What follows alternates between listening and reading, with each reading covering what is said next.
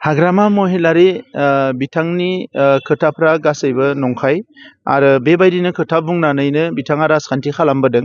दुखुनांथावा बेसो जे 12 बोसोर सासन खालामनानै आरो बिनि सिगाङाव माखासे बोसोर रिभलिउसन खालामनानै दिनैसिमबो बिथाङा जे उन्दै मानसिफोरबायदि खोथा बुङो आरो मोनफ्रोमबो खोथायानो अजन गैया, कुनु भेलु गैया, मिनिं गैयै खोथाफोरखौ बुङो, बेयो जोबोद दुखुनांथाव। बिथाङा दिनै गावनि दोलोखौ हमथानानै लाखिनो हायाखै, रायजो राजाखौ हमथाना लाखिनो हायाखै आरो गावनि दोलोनि दैदेनगिरिफोरखौनो गावजों बिथाङा मोजां सोमोन्दो लानानै सामलायलायनो हायाखै।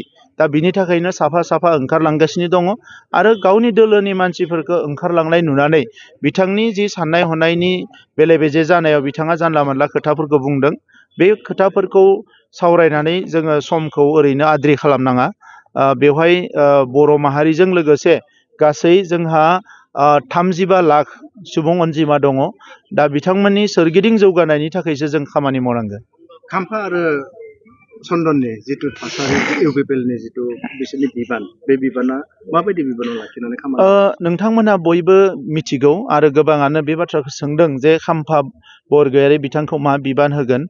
दैदेनगिरि सासेया गावसो गुबुनखौ थिग खालामो, बिथांखौ गुबुना थिग खालामा। दा नंखायनो बिथाङा दैदेनगिरि हिसाबै फैदों, दैदेनगिरि हिसाबै दैदेनगोन।